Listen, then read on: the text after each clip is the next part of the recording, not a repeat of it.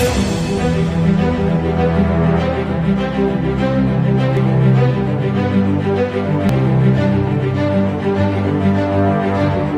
faites bien de nous suivre. Merci de votre fidélité. Votre constance nous honore. Après tant de jours, nous voici de retour dans toute vérité de ce soir, co-animé par Donciel Miji, Miris Manjata. Ce soir, nous recevons M. Jetrom Mouyombi. Il est le coordonnateur de la cellule Les Hypercutes au sein du PPRD dans les Grands Katanga.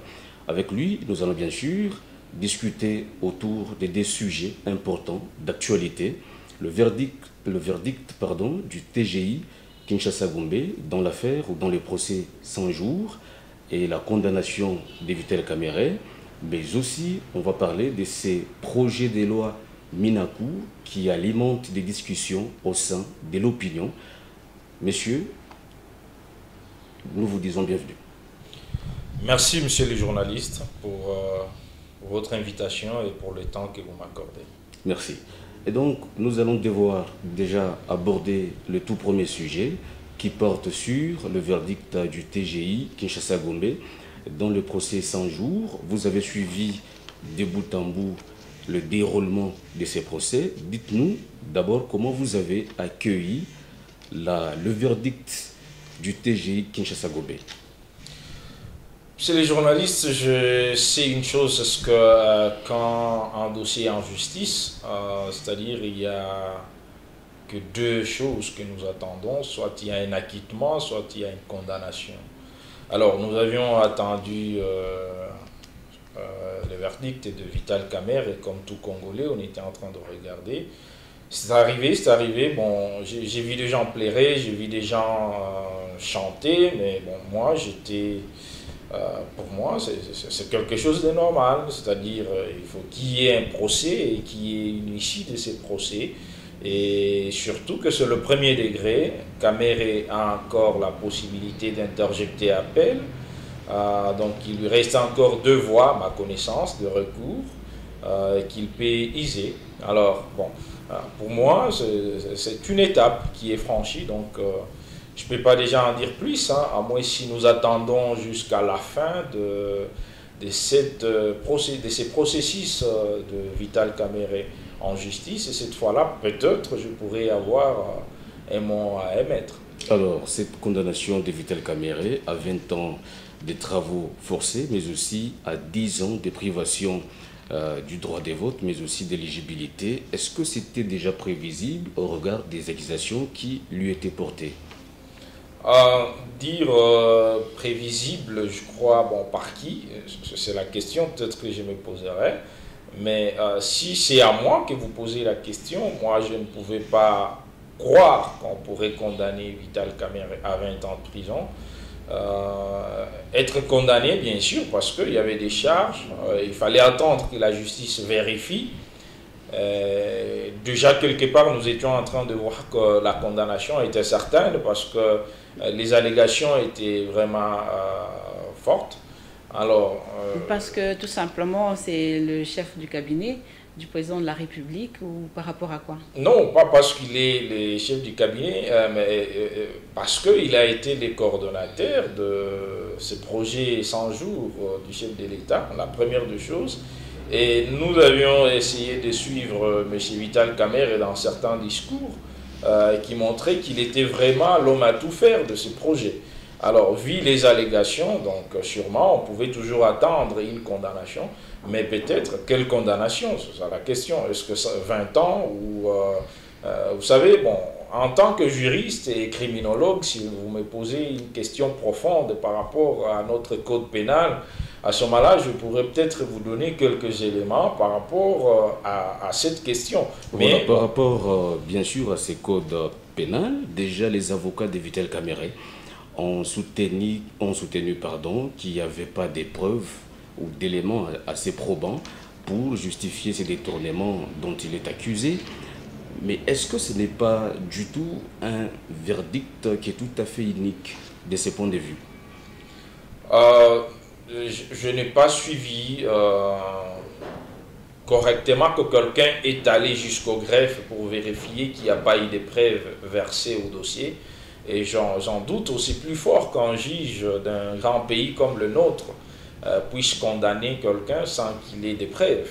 Bon, parce que pour alléguer que le juge a prononcé un jugement sans preuve, il faut se rendre au greffe pour vérifier. Ça, c'est au moins ce que j'essaie. Alors, je crois qu'il y a quand même le comptable qui est passé, et qui a eu quelques papiers, il y a eu des contrats.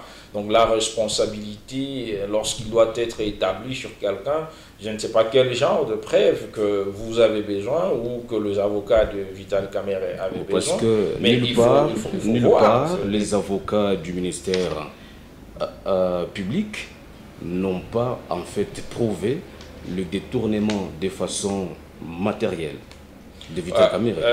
Monsieur le journaliste, si vous voulez donc parler des avocats de la République. Oui, et justement. Surtout, il y a les avocats de la République qui étaient en train de plaider pour couvrir à la place donc, représenter la personnalité juridique de notre pays qui apportait plainte. Mais le ministère public a joué son rôle parce que le dossier lui-même, c'était le ministère public contre Vital Kamerhe. Et le ministère public a déposé quelques documents auprès du juge. Bon, ça c'est un élément. Je l'ai vu à la télévision comme vous, je me réserve parce que j'ai dit personne n'est parti jusque-là au niveau du greffe pour voir qu'est-ce qui a été déposé. Mais pour moi, je reviens à ce que je disais, je ne crois pas qu'un juge d'un pays comme le nôtre peut condamner quelqu'un sans qu'il ait de preuves. Peut-être il faut parler de la qualité des preuves qui ont été déposées et le vérifier, je crois, à ce niveau-là. Bon, d'ailleurs, vous, en tant que ayant double casquette de politique et de juriste, cette première période qui est passée, bien sûr. Donc, ma question, c'était de savoir, selon vous, est-ce un réveil de la justice? Est-ce une première? Est-ce que c'est parce que c'est cette personnalité? Quelle est votre lecture par rapport à ce qui s'est passé? Il y a eu beaucoup de grands hommes qui sont passés devant la justice, même dans les temps passés. Peut-être certaines audiences n'ont pas été médiatisées. Pour preuve, lorsque le président Félix Antoine Tshisekedi est passé président de la République, il a libéré un grand nombre de prisonniers. Bon, il y en a qui ont pensé que c'était des prisonniers politiques. Avant, on parlait de ces procès de Vital, avant qu'il y ait condamnation. Mais après condamnation, il y en a qui parlent d'une condamnation politique. Vous voyez, à un certain moment, nous, Congolais, nous ne connaissons pas qu'est-ce que nous voulons. J'ai toujours un peu du respect à notre autorité morale du FCC. Sa façon de faire et son silence sont calmes. Mais donc il y a eu autant de procès. Alors, je suis en train de répondre à votre question. Il y a eu autant de procès, mais peut-être qu'ils n'ont pas été médiatisés. Mais un procès de cette taille-là, un directeur des cabinets en pleine fonction, voilà, et qui est jugé et même condamné à une lourde peine. Monsieur le journaliste, je voudrais dire ceci. Un directeur de cabinet, c'est un citoyen congolais. Mais un député national, un directeur de cabinet, par rapport au protocole, c'est qui passe en premier? Mais moi, je crois que c'est un député national, justement, qui d'abord a une immunité. Mais avant l'avènement de Vital Kamerhe, il y a eu des députés qui ont été condamnés. Vous êtes au courant, vous voulez que je vous en cite quelques-uns. Il y a eu des députés qui ont été condamnés, leur immunité levée et puis j'étais en prison. Mais pourquoi les gens, le règne du Raïs Joseph Kabila Kabange? Alors aujourd'hui, c'est un directeur de cabinet. Bon, c'était des opposants. Pas des opposants, mais est-ce que... Mais ici, nous sommes dans le camp du cash. Ici, non seulement il s'agit d'un directeur de cabinet du chef de l'État, mais il s'agit aussi d'un allié de taille du point de vue politique du chef de l'État. Bien sûr, moi je ne voudrais pas énumérer parce que les sujets n'est pas des cités qui ont été arrêtés avant et non, puisque après. Si vous nous parlez de ceux-là qui ont été arrêtés, il s'agit tout simplement des opposants qui ont été arrêtés. Non, ça ce ne sont pas mes allégations, parce que pour moi, ceux qui ont été arrêtés il n'était pas question des opposants seulement. D'abord, il faut aussi revenir en arrière pour savoir qui est vraiment opposant dans notre pays. Hein, on a vu certaines personnes être opposants qu'après les avoir arrêtés, mais après les avoir reproché quelque chose. Avant de le reprocher. Ndongala. Bon, il y en a tant. Bon, je voudrais pas citer. Non, soyez à l'aise. Hein. Je suis très à l'aise, mais je voudrais pas citer les noms de gens ici. Mais tout simplement, moi, je vous dis qu'il y a eu des gens qui ont été arrêtés, il y a eu des procès, hein, même de gens qui appartenaient à la famille politique du chef de l'État. Pour une affaire aussi ces gens-là, ils sont partis à l'opposition après les procès, après avoir été interpellés. Jugés pour une affaire publique, comme c'est le cas avec Vital Kamerhe. Bon, sinon ma réponse, il n'y a pas un casquette différent que je donne à M. Vital Kamerhe, que j'aime beaucoup d'ailleurs par rapport à sa façon de s'exprimer, parce que j'ai toujours dit que chacun a ses côtés forts et ses côtés faibles. J'aime bien ce monsieur, même s'il était à l'opposition, je l'aime, j'aime quand il s'exprime.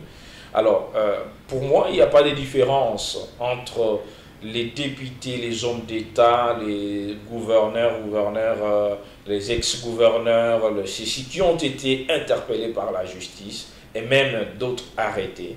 Et M. Vital Kamerhe. Mais vous ne voyez pas ils ont été aussi le fait que c'était un procès public, est-ce que c'est quelque chose de grand? Ça sort de l'ordinaire pour vous? Pas nécessairement. Peut-être moi je dirais qu'on a voulu mettre ça à un procès public pour des raisons qui sont propres à ceux qui ont décidé. Mais aujourd'hui, moi je vais vous dire une chose. Si nous voulons que notre pays aille de l'avant, nous ne pouvons pas marchander la justice. Nous ne pouvons pas essayer de... Le problème, ce n'est pas de faire voir aux gens, hein, de faire la publicité, je vais dire, que voilà, maintenant, nous avons un état de droit où la justice... Le problème, c'est d'avoir réellement la justice dans notre pays. Mais quand même, ce n'est pas un signal fort d'une justice debout, d'un état de droit réellement effectif. Monsieur Luigi, pour qu'on arrive à dire, à parler d'un état de droit, il y a un certain nombre d'éléments que je peux vous donner d'ailleurs. Ce n'est pas de la condamnation d'un seul citoyen congolais. Mais qui n'est pas des moindres, un directeur de cabinet, quelle que soit sa taille. Mais sans oublier qu'il y a aussi les directeurs de l'OVD, du FONER, qui sont aussi condamnés. Oui, c'est bien, mais dans un seul dossier. Et peut-être il y a aussi d'autres coupables qui ne sont pas encore condamnés dans le même dossier. Nous pouvons comprendre que c'est parce que vous êtes du PPRD que vous ne voulez pas parler réellement d'un état des droits effectif. Monsieur les journalistes, je suis d'abord un citoyen congolais avant d'être membre d'un parti politique. J'aime ce pays et quand je parle, en dehors d'être un citoyen congolais, en dehors d'être un membre d'un parti politique, je suis un intellectuel, un juriste, criminologue et autres. Donc, je ne suis pas là pour m'inventer, mais je voudrais tout simplement vous dire que je préfère dire ce qui est vrai, ce que les gens ne disent pas. Je préfère dire ce qui n'est pas de fanatisme. Mais puisque ça ne s'est jamais fait durant... Donnez-moi une minute. C'est-à-dire, ce que moi je veux, ce que tout Congolais sache dire et placer un mot là où il faut le placer. Pas à cause de l'appartenance. Mais si en son temps, l'ancien conseiller spécial du chef de l'État en matière de lutte contre la fraude et consorts, il révélait qu'il y avait à peu près 15 milliards de dollars américains qui disparaissaient du trésor public et qu'aucun procès n'avait eu lieu. Vous ne voyez pas que ici, c'est quand même un signal fort d'un état de droit et d'une justice réellement qui est tout à fait debout. Messieurs les journalistes, il faut lire l'acte de nomination de la personne que vous êtes en train de citer aujourd'hui. Les conseillers qui étaient en charge de cette question, dans l'acte de nomination, s'il passe sur la place publique pour dire il y a autant de millions qui se dilapident. Mais pourquoi il n'a pas amener ces dossiers devant la justice. Mais Voilà. pourquoi aussi Moi, la justice ne j'aurais pouvait aimé. pas? Mais pourquoi aussi la justice ne pouvait pas s'en saisir?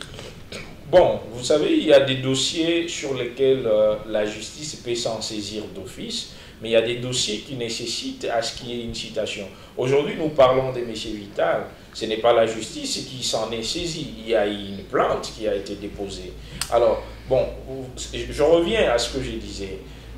Tout ce que moi je suis en train, je ne suis pas un porte-parole du PPRD, je ne parle pas au nom du PPRD, je suis réellement un membre du PPRD. Voilà, Mais Monsieur ici Muyombi, je parle en tant que monsieur justement, Jetro Muyombi, que j'aimerais vous avez que- questionné, et je voudrais que nous soyons logiques, en tant que nous essayons de criminologue, regarder voilà. les choses correctement. Moi, ça me plaît, cette phrase, en tant que criminologue, cette fois-ci, j'aimerais que vous, en tant que M. Jetro Muyombi, que vous puissiez essayer d'analyser du point de vue criminologue, quelle forme de construction est-ce qu'on a voulu donner à la population, selon vous, de cet œil criminologue? En tout cas, vous savez, la criminologie a un regard des fois juridique, psychologique et aussi social. Bien sûr. Si moi je regarde avec un œil criminologique, je dirais, est-ce que réellement la population attendait voir Caméré être condamné à 20 ans de prison? Ou la population attend voir que la justice ramène notre pays à un état des droits? Non, quelle est la réponse? La réponse, c'est que deux fois, les sanctions ou les condamnations prévues par notre code pénal de la RDC sortent de l'ordinaire. Donc ça ne répond pas exactement à la question ou au souci attendu. C'est par exemple quoi? Je vous donne un exemple. Prenez les États-Unis ou encore la France aujourd'hui, parce que nous nous référons toujours à ceux qui ont avancé sur certains plans. Quelqu'un roule sur la partie réservée aux piétons, là où on ne doit pas rouler. On porte plainte contre lui parce qu'il y en a qui sont gênés, qui disent, bon voilà, tel a conduit, c'est un ministre ou c'est un député, un haut gradé, voilà, il a roulé. Mais il répond devant la justice, au lieu de le mettre en prison, mais on lui demande de circuler avec un pancarte qui dit « ne peut rouler ici qu'un idiot ». Vous voyez la sanction? C'est-à-dire c'est une sanction psychologique, mais qui amène la personne à ne plus refaire. On ne le jette pas en prison parce qu'il faut seulement le jeter en prison. On ne le condamne pas à 20 ans, mais on travaille sur son mental. C'est ça que je vais dire aujourd'hui. Est-ce que réellement tout citoyen congolais qui attendait que Vital Kamerhe soit condamné, il attendait que Vital Kamerhe soit condamné à 20 ans? Est-ce que vous ne voyez pas que cette condamnation, bien qu'elle est au niveau psychologique, mais elle peut quand même donner une leçon à l'endroit de tout fonctionnaire de l'État aujourd'hui? Peut-être pas. Peut-être pas. Parce qu'aujourd'hui, il y a encore un problème. Nous voulons un état de droit. C'est ce que je tiens en train de vous dire, que ce n'est pas le fait qu'on a condamné M.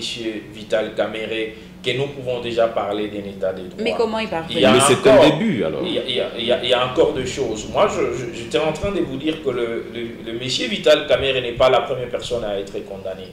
Pour avoir un état de droit, il faut que la justice et la condamnation s'appliquent à tout le monde dans le même degré, dans le même niveau, sans sentiment, de manière équitable. Aujourd'hui, moi je peux vous donner, je ne suis pas là pour dénoncer des gens, mais je peux vous dire qu'aller en justice, il y a des gens qui ont été cités même dans ces procès de Vital Kamerhe, qui n'ont pas été invités. Vous avez suivi avec moi. Il y a aujourd'hui, on parle de l'OGFREM, on parle de autant de personnes qui ne sont pas interpellées par la loi. Alors, vous ne voyez pas qu'en sus d'être un procès, c'est vrai, qui, d'après certaines personnes, fait parler d'un état des droits, vous ne voyez pas qu'il y a de la dose politique dans tout ça, une opération guet-apens, commanditée par les camps du Front commun pour le Congo, pour essayer de déstabiliser le cap pour le changement? Oui, je crois qu'on doit éviter toute allégation fortuite. Aujourd'hui, par là où ça a commencé, moi, on ne voit nulle part où les FCC a agi. Les FCC n'a pas porté plainte contre Kamerhe. Les FCC n'a pas dit quoi que ce soit. Mais puisque quand vous suivez Vital Kamerhe, il dit tout ça on vise le chef de l'État, c'est pour le déstabiliser. Vous ne voyez pas qu'il était en train de vous accuser dans une certaine mesure? Vous pensez réellement que le FCC a besoin de déstabiliser les chefs de l'État? Mais vous connaissez l'histoire, d'où est-ce que nous venons.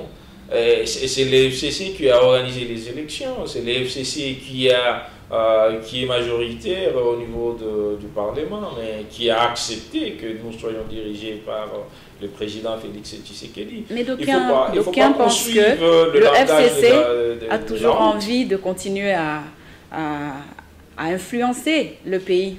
Pas à influencer. Prenez l'exemple de pays développés. Dans chaque pays, il y a des sénats, il y a des parlements. Et le pays n'est pas géré par une personne. Il y a un seul État, un seul chef d'État et un seul gouvernement qui gère. Et tout ça, ça s'emboîte, bien sûr. Mais la gestion du chef de l'État, la gestion d'un État, ce n'est pas la personne du président de la République. C'est le Parlement, c'est le Sénat, c'est tout ce qui part avec. Mais c'est lui qui a la vision. Mais c'est lui qui a la vision, c'est le chef de l'État. Mais bien sûr, il a la vision, mais il peut aussi se tromper. Vous savez, nous sommes en train d'aller vers la démocratie. Et nous voulons être un État de droit, un État démocratique, comme les autres pays. C'est-à-dire, il ne faut pas qu'on cherche une chose et son contraire. Si aujourd'hui nous voulons un État de droit, c'est-à-dire, c'est la gestion par le peuple. C'est ce que ça signifie en d'autres termes. Mais le peuple gère par quel moyen? Le peuple gère par les élus qui sont au Parlement. À 80% à un FCC. certain moment, moi j'ai comme l'impression que les gens se perdent. Ils pensent qu'on doit tout laisser au chef de l'État, alors que nous voulons un État de droit, ou vous voulez qu'on entre dans les systèmes dictatoriaux. Mais pourquoi on n'a pas vécu toute cette bourde institutionnelle, toute cette divergence institutionnelle, même du temps de Kabila? Est-ce que ce n'est pas parce que lui avait la majorité parlementaire, il avait les gens de sa famille politique, et que ici le contexte est tout à fait différent, il s'agit de la coalition? Le problème du contexte, on ne peut pas l'exclure à 100%, c'est une réalité. Mais le plus grand problème, moi je crois que c'est la maturité du peuple congolais aussi. C'est la maturité du politicien congolais aussi qui pose problème. Vous savez, aujourd'hui, nous avons certaines personnes qui, en réalité, n'ont pas fait la politique au sein de ceux qui nous gèrent aujourd'hui. Ils sont venus peut-être du diaspora ou d'ailleurs et ils comprennent les choses de leur manière. Bon, on ne peut pas aussi dire... Qui principalement, puisque en ce que moi je sache, pour ce qui est du chef de l'État, c'est un opposant, il a fait 32 ans au sein de l'opposition. Ça veut dire que c'est un politique averti. Monsieur le journaliste, je reviens sur ce que je disais. Ma façon de dire ou de faire les choses n'est pas d'individualiser. Je ne veux pas tellement m'accrocher aux individus, mais au système. Aujourd'hui, si nous parlons de l'IDPS, nous parlons du FCC, nous parlons du cash, ce n'est pas une personne. Et tout ce qui s'est fait, ça commence par quelque part. Et le quelque part, ce sont les gens qui constituent ces institutions ou ces groupes de gens que nous sommes en train de dire. Et moi, je vous dis qu'aujourd'hui, je ne parlais pas du président de la République seulement, mais je parle de ceux qui sont au gouvernement. Vous allez vous rendre compte qu'il y en a qui étaient dans les affaires. Essayez de voir le CV de certains au diaspora qui n'étaient pas en train de faire la politique, mais aujourd'hui qui sont à la gestion de la chose publique de l'État. Mais parlons alors, du système. Le problème, il faut comprendre, qu'est-ce que je vais dire par là? C'est-à-dire, quand on ne comprend pas réellement dans quel système nous sommes, où nous voulons aller, comment les choses doivent se faire, c'est là que le problème commence. Mais si on essaye de comprendre... C'est quel système qui ne comprend pas ici? Je sais que vous avez... Vous parlez du FCC, vous parlez du Monsieur le journaliste, je sais que vous avez une deuxième question. ne m'amenez pas à les dire avant vous, parce que je l'ai entendu dans votre introduction. Et si je parle de certaines personnes, je parle de système, c'est-à-dire que c'est par rapport au fait que la politisation même de ce système, à 80%, ce sont les gens du FCC qui dirigent les institutions. Revenons un peu sur ce qu'a été la question, la politisation du procès. C'était ça la réaction que vous devriez avoir. On attendait votre analyse par rapport à ce que l'opinion pense qu'il y a politisation, qu'il y a eu politisation de ce procès, d'autant plus que la plupart qui gèrent les systèmes sont du FCC. Vous parlez de quel système, madame journaliste? Les institutions. Vous voulez parler du système judiciaire de la RDC ou vous voulez parler des nous ne sommes pas encore là. Parce que si nous sommes sur la question de Vital Kamerhe aujourd'hui, il y en a, qu'on ne se voile pas. On a tendance à diaboliser les FCC aujourd'hui. Peut-être sans raison. Des raisons, parce que vous voyez ce qui s'est passé à l'Assemblée nationale. Personne n'a donné un élément avec tangible. Jean-Marc Kabound, aujourd'hui destitué. Hier, c'était Vital Kamerhe. Finalement, est-ce qu'une guerre contre le cash? Monsieur Miji, la destitution de Kabound à Kabound ne vient pas du FCC. D'abord, la motion de destitution ne vient pas du FCC. Mais soutenue en majorité par les gens du FCC. J'y arrive. C'est tout à fait curieux. J'y arrive. Alors, on ne doit pas parler, parce que je reviens toujours à ma formation professionnelle, aussi en tant qu'expert en développement durable. Nous disons, si vous voulez résoudre le problème, il ne faut pas s'attaquer aux branches pour couper, détruire un arbre. Il faut s'attaquer plutôt aux racines. Donc aujourd'hui, vous voyez l'effet de la destitution de Kabound. Mais ne voyez pas la destitution de Kabound, regardez les causes qui ont amené à ce que Kabound soit destitué. Même dans la Constitution, même dans notre loi organique, on parle que si même un parti politique sème les désordres, qu'est-ce qu'on doit faire? Et vous pensez que Jean-Marc Kabound a sémé du désordre? Mon problème, c'est que vous voyez les causes qui ont amené. Pourquoi on n'a pas initié des motions de destitution de tous les autres? Mais le deuxième vice-président, il n'est pas FCC. Jean-Marc Kabound aurait dit que ce congrès va coûter 7 milliards de dollars. Vous savez quand on parle, monsieur le journaliste, quand on parle les choses de notre pays, on doit assumer et se comporter en responsable. On ne doit pas incendier ces pays à cause d'un petit problème ou à cause des intérêts individuels. Là, vous nous n'avons que ces pays. Donc, si vous avez la responsabilité au sein des institutions, au sein des, je ne sais pas moi, de quel organe de ces pays, il faut s'assumer, il faut se comporter en enlevant la passion, en enlevant tout ce qui est sentiment d'appartenance politique. Il faut essayer de rester juste. Est-ce que vous êtes il faut essayer de poser des actes responsables. Est-ce que vous êtes en train aussi, d'une autre manière, d'accuser Alexis Thambwe Mwamba? Puisque ici on voit que c'est presque le même problème ou les mêmes causes. Alexis Thambwe Mwamba, devant ou à la tribune du Sénat, qui s'aimait à déclarer des choses qui ne tiennent pas à l'endroit d'une femme, pourtant qui a juste introduit une question qui est tout à fait parlementaire. Monsieur le journaliste, je crois que nous avions discuté avec vous sur cette question une fois. Et moi, je vous ai dit que nous ne pouvons pas mêler les choses.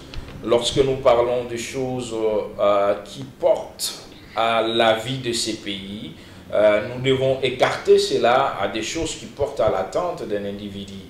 Hein, c'est-à-dire, ça c'est purement de la vie privée de Alexis Thambwe Mwamba. Oh, la question lui adressée par Bijou Goya n'était pas du tout donc une question privée. Oui, bien sûr, vous ne parlez pas de la question, mais vous parlez du comportement de monsieur le président du Sénat. Et moi, ici, je ne voudrais pas me mettre à analyser les comportements d'un individu. Mais du je moins, voudrais vraiment qu'on parle, parce que votre question, elle a été très pertinente et meilleure. Vous voulez savoir si les procès de Vital Kamerhe étaient les débuts d'un état de droit. D'emblée, moi, je vous ai dit non. Nous avions eu des procès et des procès. Nous avions vu aussi les procès de Vital Kamerhe, et par rapport à tout ce qui se passe dans notre pays, nous ne pouvons pas déjà dire que ça en débit. Mais ça peut peut-être faire partir des éléments qui pourront nous amener à un débit d'un état de droit. Mais parce que vous voulez aller à la question de M. Alexis Thambwe Mwamba, qui les échanges entre Bijou Ngoya, sénatrice, et Thambwe Mwamba n'a, pour moi, rien à faire par rapport à la vie de notre pays. Ça, c'est un comportement des individus qui doit se traiter dans un autre état. Combien avaient coûté les travaux d'aménagement je ne peux pas seulement apporter l'avocat soit du sénateur Bijou Ngoya ou d'Thambwe Mwamba. Mais tout ce que je sais, si vous voulez parler de la question pertinente pour l'intérêt de notre pays, avant que le sénateur président puisse déborder ou aller là où il est allé, mais il avait répondu, il avait dit les dossiers de la réhabilitation se trouvent chez les questeurs. Donc celui qui veut, il n'a qu'à passer là-bas pour l'exploiter. Ça, c'était une réponse. Mais puisque dans tous les cas, on veut parler de cette réponse, on veut parler de l'attitude, on veut parler du comportement, on veut parler de la responsabilité, de l'attitude de certains hommes qui assument des grandes charges. Ouais, si vous voulez parler cette fois-là du comportement de certaines personnes, je vous donne correctement raison. Parce que lorsqu'on assume de responsabilités, on doit aussi se comporter en bon citoyen congolais. Et donc ça devait coûter aussi la destitution. Mais maintenant, moi je vous dis, il y a des choses facilement minimisables, mais il y a des choses que l'on ne peut pas minimiser. Parce que lorsque vous commencez à jouer avec des choses publiques, si vous parlez aujourd'hui des budgets ou encore des salaires de personnel dans une société en dehors de cette société-là, vous voyez que vous portez atteinte à la vie de ces citoyens congolais. Il y a certaines matières qui nécessitent une confidentialité. Il y a certains comportements qui ne peuvent pas être affichés publiquement en tant qu'un homme d'État. Bon, je crois, nous ne pouvons pas tellement maintenant discuter de cette question de Bijou Ngoya, de Thambwe Mwamba et des autres. Revenons à la question que nous avons. Je vous réponds dans mon cours que pour moi, les procès de Vital Kamerhe n'est pas un débit d'un état de droit. Ah, d'accord. On aborde du coup, c'est une deuxième thématique de notre magazine d'aujourd'hui, le projet de loi Minakou, portant réforme judiciaire. Ça crée déjà des remous au sein de l'opinion.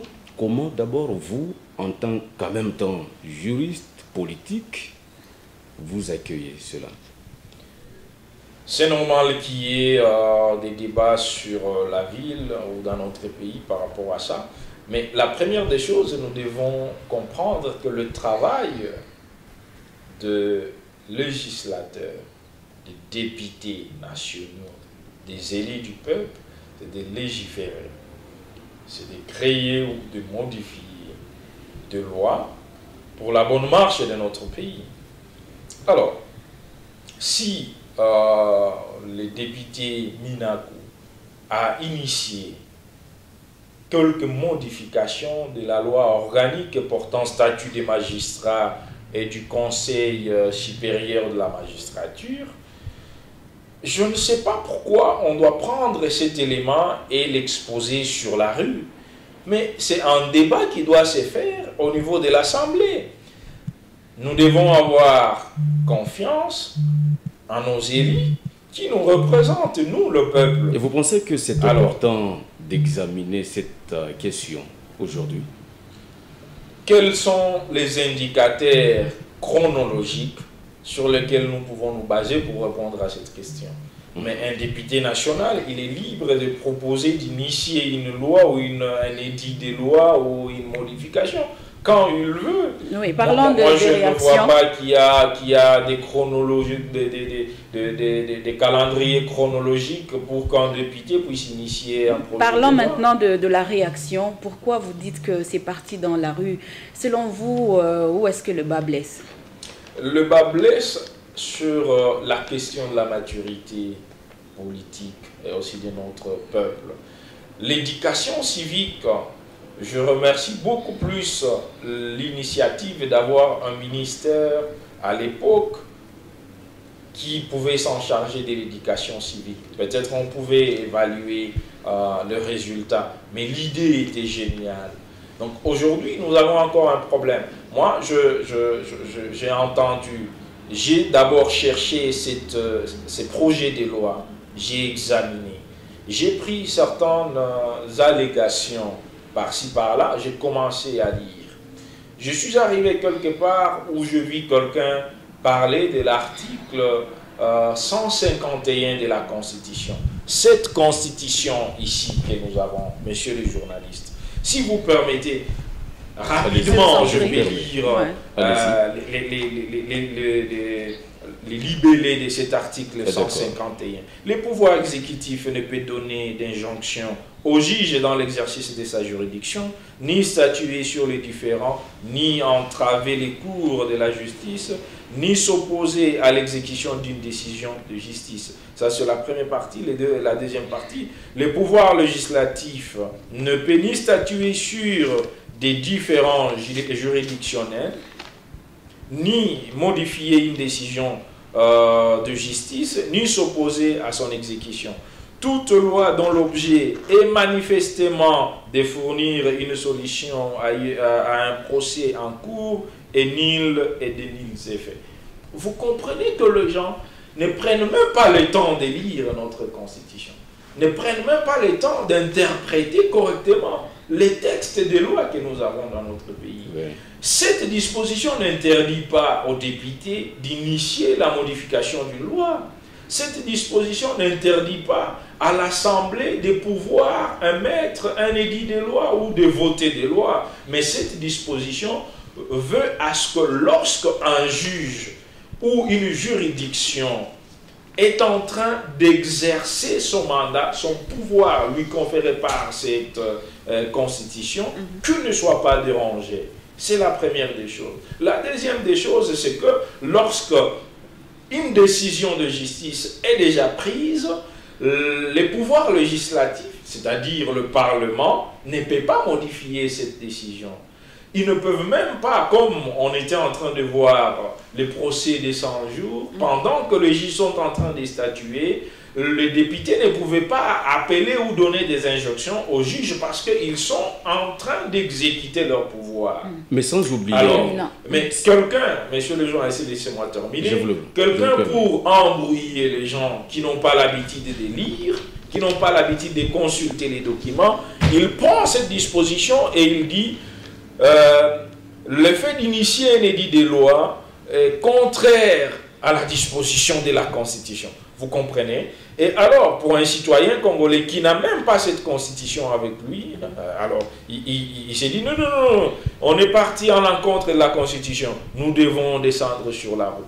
Donc c'est ça le problème que nous avons. Sans oublier aussi que l'article 220 de la même constitution dit que la réforme républicaine de l'État, le principe du suffrage universel, la forme représentative du gouvernement, les nombres et la durée des mandats du président de la République, l'indépendance du pouvoir judiciaire, le pluralisme politique et consort ne peut faire l'objet d'aucune révision constitutionnelle.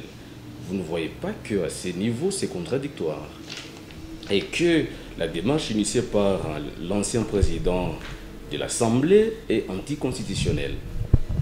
Messieurs les journalistes, je reviens dans les contenus. Vous venez de lire l'article 220 de la Constitution. Mais il faut placer chaque chose devant la réalité. Si vous prenez cet article que vous venez de lire, la justice congolaise, elle est quand même bonne, même si elle a quand même certains... les textes des lois, je vais dire, de la RDC sont quand même clairs. Mais c'est lorsque nous prenons ces dispositions en dehors du contexte que nous nous embrouillons. Parce que on se pose des questions purement terre à terre. Oui. Est-ce que la légifération est-elle un acte reconnu au parlementaire national? Oui. Si la réponse est oui. Mais en quoi est-ce que cette disposition serait contraire à un député qui propose une modification des textes de loi émis par peut-être la même institution? C'est par rapport alors à cet article. Ici, on ne parle pas du mandat du président de la République, Bien sûr. mais on parle du Conseil supérieur de la magistrature. Oui. Et ce Conseil supérieur de la magistrature a une mission lui conférée par le législateur. Mais qui, à un certain moment, ils essaient de voir, ils se disent, je vais vous ramener à une réflexion. Dernièrement, il y a eu des troubles au niveau de l'Assemblée nationale, où un procureur a réquisitionné la police pour violer les institutions qui ne devraient pas être violées, là où se trouve le parlementaire. Mon problème n'est pas à cette question-là, mais mon problème c'est la suite. Lorsqu'il fallait interpeller la justice, le peuple représenté par les députés ont interpellé qui? Le ministre de la Justice, n'est-ce pas? Oui. Mais vous interpellez la personne qui n'a pas le pouvoir sur celui qui est en train d'agir. Et vous pensez que... Non, suivez-moi, monsieur le journaliste, je vais terminer. D'accord. Vous voyez qu'il y a quand même certains problèmes. Nous connaissons, vous et moi, que le président de la République n'est pas responsable devant le Parlement. Justement. Nous voulons que le pays soit géré par le peuple, la démocratie. Non, il y a séparation Et de ce pouvoir. peuple-là, c'est les députés nationaux qui représentent le peuple que nous sommes, qui interpellent le ministre de la Justice, lequel n'a pas la compétence sur celui qui a demandé aux policiers d'aller là-bas, donc qui a des limites. Et vous pensez que c'est pour ça qu'on peut Le législateur, réviser... il analyse, il comprend, il s'est dit non. Il y a quelque chose qui ne marche pas ici. Donc nous pouvons proposer quelque chose pour que le ministre de la Justice, qui est responsable et répondant au niveau du Parlement, puisse avoir une certaine responsabilité pour que lorsqu'il doit répondre, qu'on ne puisse les condamner que sur des choses qui sont de sa compétence. Alors, c'est quand même clair, c'est quand même un élément qui... C'est pour ça que l'on peut pouvoir réviser toute une loi. C'est un élément très important, parce que moi, en tant que... C'est opportun par rapport à la gestion ou au fonctionnement du pays? Très opportun, parce que si nous, peuple congolais, nous avons besoin de gérer ces pays, c'est-à-dire, nous voulons contrôler tout ce qui se passe. Et vous mettez où alors? Est-ce que ce n'est pas trop tôt pour le faire? Bien sûr que ça pourrait être fait lorsque vous le dites, mais est-ce que ce n'est pas un peu trop sérieux par rapport à ce qui se passe dans ce pays? Bon, pour moi, je ne crois pas, parce que si vous prenez les arguments de ceux qui sont contre ces projets de loi, ils vont très loin jusqu'à dire on cherche à avoir le contrôle sur la Cour constitutionnelle pour les élections de 2023. Et si on ne le fait pas maintenant, on va le faire en 2022. Les gens vont dire parce que nous tendons vers les élections. Donc vous voyez que à un certain moment, nous ne savons pas qu'est-ce que nous voulons. Nous ne savons pas quand est-ce que nous devons faire quoi. C'est-à-dire, on peut... À chaque période qu'on aura quelque chose, les gens vont toujours allier ça à des réalités qu'ils connaissent, qui sont les leurs. Et pour moi, je peux dire On ne peut pas dire que c'est tôt, on ne peut pas dire que c'est tard. Bon, c'est un temps où le député a été prêt à initier son projet. Et vous mettez où alors le principe de la séparation des pouvoirs? Les principes de la séparation des pouvoirs, déjà dans l'article 151 que nous étions en train de lire, il y a cette notion-là de la séparation des pouvoirs. C'est-à-dire pendant que les juges sont en train de siéger, c'est-à-dire avant qu'un dossier arrive auprès des juges, il y a eu un certain nombre d'éléments, il y a eu d'analyses, il y a eu des décisions, finalement, parce que même toi-même, monsieur le journaliste, lorsque vous avez un dossier, avant d'aller vers le juge, vous avez des éléments que vous devez réunir, vous analyser. Alors, dès lors que les dossiers se trouvent déjà devant le juge, on ne peut plus déranger les juges. On ne peut plus déranger une institution juridictionnelle qui est en train d'exercer sa mission. Et on doit laisser, dès qu'elle a pris sa décision, encore on ne peut plus revenir sur ça parce que c'est eux qui ont cette mission-là. C'est là qu'il y a la séparation des pouvoirs. Vous ne voyez pas que vous voulez dans tout ça... Non, non, laissez-moi clarifier, monsieur le journaliste. C'est-à-dire, il faut ici qu'on arrive à séparer l'administration de la justice et la politique judiciaire d'un État. La politique judiciaire, elle est conçue, elle est prise par d'autres institutions, par d'autres niveaux, tandis que l'exécution de la justice elle-même s'est faite aussi dans d'autres institutions, que nous appelons aujourd'hui parquet, tribunal, tout ça, l'ensemble des magistrats, debout et assis. Alors, si on veut parler de la séparation des pouvoirs à une initiation d'un projet de loi, ça ne colle pas. Nous parlons de deux sujets purement différents.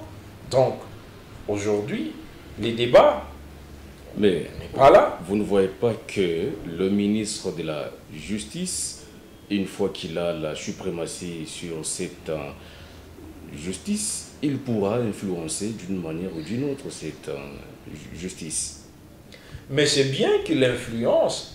Mais s'il influence bien... De ce point de vue, on entre dans la politisation. Non, non, non, je suis en train de vous répondre. C'est bien que le ministre influence, mais qu'il influence dans le sens voulu par le peuple. C'est la démocratie.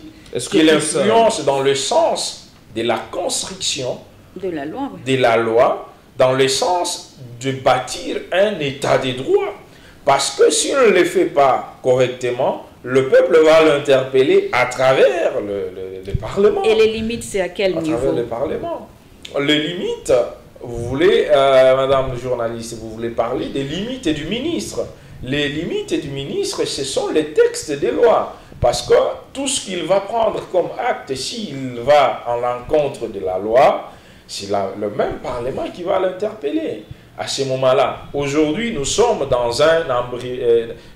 une confusion où on a pris certaines responsabilités du Conseil supérieur de la magistrature, on a conféré ça à quelqu'un qui ne peut pas répondre au peuple. C'est ça le problème. Donc tout se passe là-bas. C'est-à-dire le législateur a dit, mais c'est comme si quelqu'un est en train d'avancer, il essaie de regarder dans son rétroviseur, il regarde dans son devant et puis il s'est dit, bon, ici j'ai marché de cette manière, je dois m'arrêter, je dois soit redresser les volants, je dois soit rétrograder la vitesse avec laquelle je suis en train de rouler, parce que c'est ça le travail du législateur. Mais alors, dans tout ça, aujourd'hui, vous n'êtes pas en train de faire entendre une certaine peur que vous avez par rapport à cet état des droits dont on parle aujourd'hui, qui se réveille. Est-ce que c'est la peur de certains caciques ou un membre du Front commun pour le Congo par rapport à ce qui commence? Vous savez, aujourd'hui, chez les journalistes, la plupart des gens sont en train de voir l'étiquette FCC, IDPS, CASH. Ils ne voient pas le fonctionnement des institutions correctement. Mais puisque, où étiez-vous pendant tout ce temps? Laissez-moi finir. Laissez-moi finir. Donc, quand on parle du ministère de la Justice, parce qu'aujourd'hui, il y a peut-être quelqu'un qui a été proposé par le FCC, on rallie les tours au FCC. parce qu'il y a un président de l'IDPS, on rallie les tout à l'IDPS. Mais non, nous ne devons pas fonctionner de cette manière-là. Mais on n'oublie pas que nous devons fonctionner la personne qui a proposé, à s'accrocher aux institutions et aussi à la force de ces institutions. La personne qui a proposé, c'est l'honorable Minakou. On n'oublie pas qu'il a été l'ancien patron de cette même assemblée. Vu qu'il est du FCC, ne pensez-vous pas que cette proposition de loi, ça vient un peu asphyxier le président de la République? Je ne sais pas dans quel sens ça peut asphyxier le président de la République, à moins si le président... Parce que tous les ministres, soi-disant du Front commun pour le Congo, répondent à un certain ordre qui vient de Kingakati. De ce point de vue, s'il y a donc un dossier en cours, on peut juste appeler ces ministres, et de ce point de vue, il peut donc influencer. C'est ce que vous venez de dire, mais moi je sais qu'il y a des codes de conduite, il y a des règlements pour un ministre. Qui ne sont pas suivis. Il y a des règlements pour l'Assemblée, même pour le président de la République. Il y a des lignes déjà tracées, comment ils doivent marcher. Ici, nous sommes sur la place publique. Moi, je ne m'aimerais pas que nous prenions le langage de la rue, excusez-moi les termes, parce que tout citoyen congolais ici, il dit les FCC, Kingakati, tout ça. Vous savez, ce monsieur à qui nous devons beaucoup de respect, c'est un homme d'État. C'est un homme d'État et un homme digne de tout honneur pour ce pays. C'est-à-dire, il connaît aussi qu'est-ce qu'il faut faire et qu'est-ce qu'il ne faut pas faire. Jamais il pourra appeler un ministre pour lui dire « fais ça pour aller à l'encontre du bon fonctionnement de ce pays ». Jamais il le fera et il ne peut jamais le faire. Donc, bref, je voudrais vous dire que... Mais les faits sont là et ça amène à poser des questions. Moi, je ne vois même pas des faits, je vois des gens qui parlent, mais la réalité n'est pas tellement ce que les gens parlent sur la route. Hein. Voilà, nous sommes vers la fin de cette émission. Alors, de tous les sujets dont on vient de parler, c'est quoi la conclusion que peut retenir la population qui vous a suivi? Il faut que nous, Congolais, puissions d'abord connaître que nous avons un pays qui s'appelle la République démocratique du Congo. Et nous n'avons que ce pays. Nous devons tout faire, pas par sentiment, pas par passion, pas comme perdant la tête, mais nous devons le faire en âme et conscience. Parce que notre vie, nos enfants et notre avenir en dépendent. Et nous devons donner la responsabilité à nos élus que nous avions choisi et avoir confiance en eux. Et on ne doit pas analyser chaque fait comme si on s'est placé dans un camp. On doit analyser des faits d'une manière objective. Et aujourd'hui, nous voulons un état de droit parce que nous avons commencé de là. C'est une très bonne chose que tous ceux qui dérogent à la loi soient envoyés devant des institutions judiciaires, mais d'une manière équitable. Pas envoyer X et ne pas envoyer Y. Pas faire la publicité pour le procédé X et ne pas le faire pour l'autre. Donc, c'est-à-dire, si nous commençons quelque chose, nous devons avoir la conscience nette que ce que nous faisons, nous serons en mesure de le faire pour tout le monde, d'abord. Et aussi, nous devons aussi savoir que nous le faisons pour la maturité de notre pays, pas pour des sentiments. C'est ce qui est important. Et même nous, la population, même nous, le peuple congolais, nous devons critiquer les choses d'une manière logique, équitable et juste. Et nous devons toujours faire tout pour la paix de notre pays, parce que s'il n'y a pas la paix, rien ne pourra marcher. C'est ce qui est très important.